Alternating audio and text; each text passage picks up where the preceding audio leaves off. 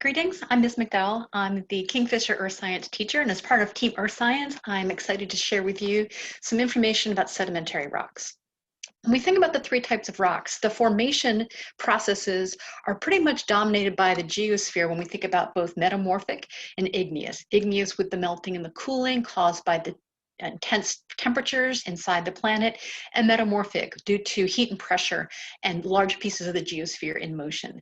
With sedimentary, we start to bring in the other systems of earth science, seeing the role of the atmosphere and the hydrosphere, and even the biosphere, which is why it's so different from minerals. When we think about sedimentary rocks, we really want to think about that formation history, the materials that it's made from, and any unique features that might give us more information about the past. Some of the basic steps in one type of sedimentary rock, it's kind of the classic recycled rock.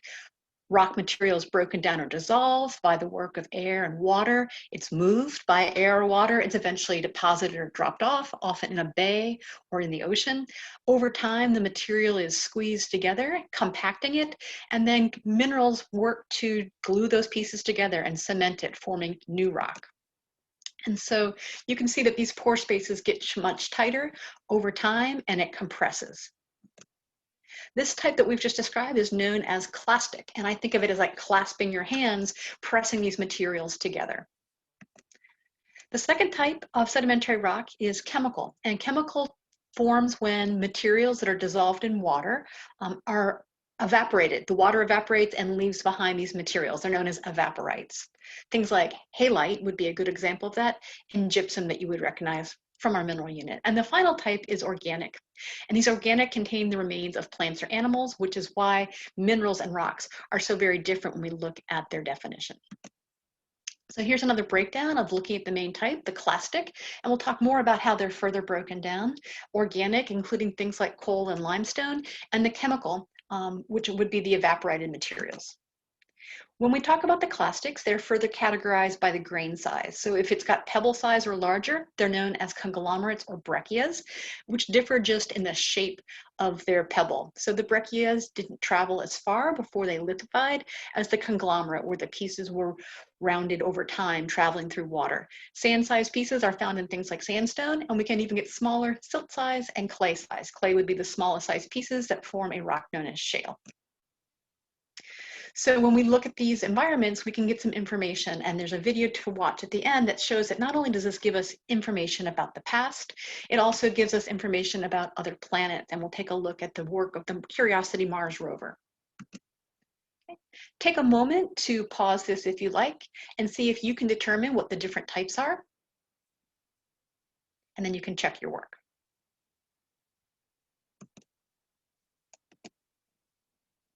Breccias and conglomerates are clastic. Number 2, clastics are also classified by particle size. 3, coal is organic, made from the remains of ancient peat and tree material.